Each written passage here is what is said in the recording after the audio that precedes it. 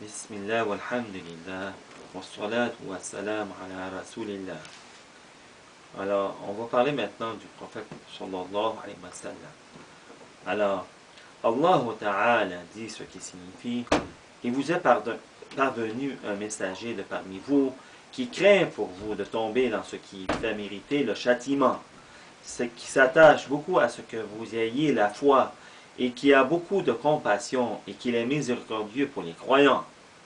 C'est dans Surah At-Tawbah, ayah 128.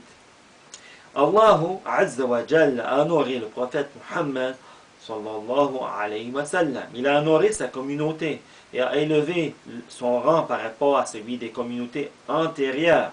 Cette communauté n'a eu ce rang élevé que par son prophète et n'a eu cet honneur que par son prophète.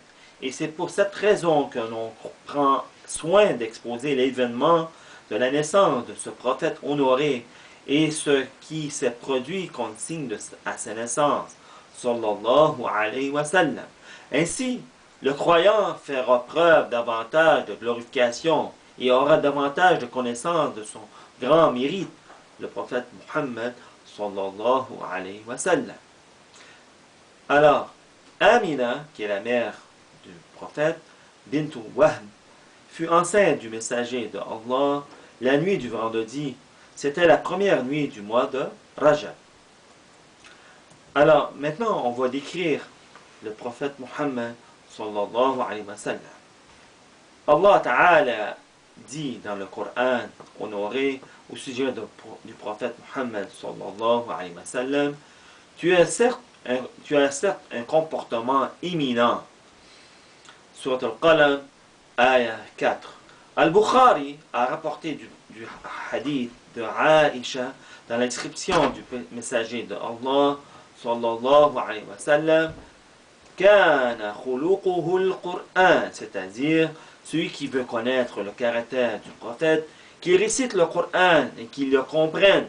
Tout caractère de bien que Allah Ta'ala a ordonné dans le Coran fait partie du caractère du messager de Allah sallallahu alayhi wa sallam.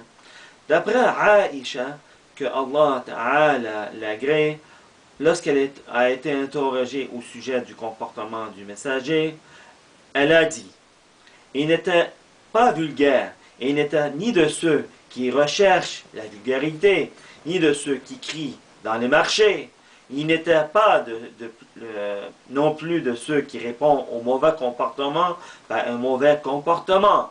Bien au contraire, il pardonnait et excusait. Notre prophète Muhammad sallallahu alayhi wa sallam était celui qui avait le plus beau des caractères et le plus beau des aspects. Un des compagnons a dit dans la description du messager de Allah sallallahu alayhi wa sallam que le messager de Allah avait le plus beau des visages et le plus beau caractère. Pour ce qui est de la description du prophète sallallahu alayhi wa sallam, qui a été rapporté dans le hadith, il était de taille moyenne, et il n'était pas petit, il était plutôt grand. Il avait les épaules larges, il était d'une couleur blanche teintée de rougeur, son visage était lumineux. Al-Bayhaqi et At-Tabarani ont rapporté que Abu Ubaida, fils de Muhammad, fils de Amr, fils de Yasir, qui a dit: j'ai dit à Rubayy, fils de Muawid, décris-moi le messager de Allah. Elle a répondu: si tu le voyais, tu dirais le soleil levé.